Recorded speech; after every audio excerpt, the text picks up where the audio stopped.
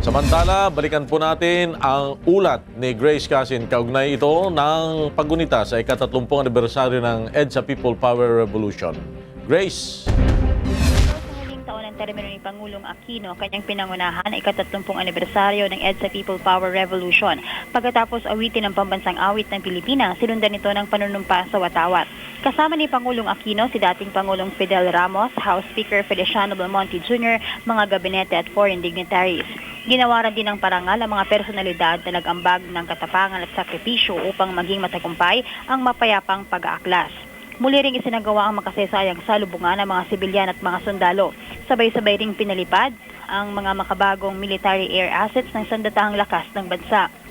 Hindi naman makakalimutan ni Angelo Diego Castro III ang kanilang karanasan sa EDSA.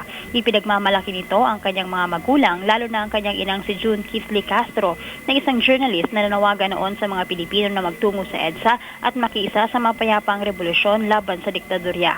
Ayon naman sa anak ni dating Senador Agapito Butz Aquino III, si Jackie Aquino, hindi matatawaran ang katapangang ipinakita ng mga Pilipinong nagsakripisyo upang makamit natin ngayon ang demokrasya.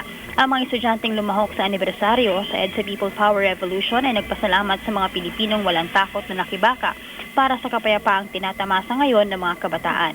Alas 9:30 ng umaga kanina nang matapos ang selebrasyon at tumungo naman si Pangulong Aquino sa Experiential Museum pagkatapos ng pagdiriwang. Flor? Grace Casin nagulat mula sa Quezon City.